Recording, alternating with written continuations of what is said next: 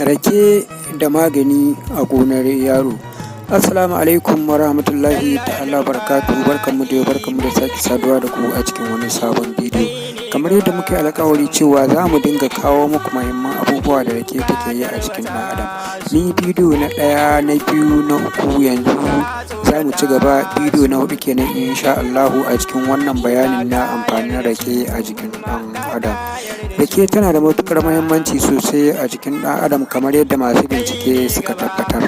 Shan rake yana maganin sanyin fadama, sanyin ƙashi da dai sauransu. Shan rake yana maganin sanyin mara, farin sanyi mai fitar da farin ruwa da kuma fitsari, jini yana fita a gabanka, to ka dinga shan rake sosai.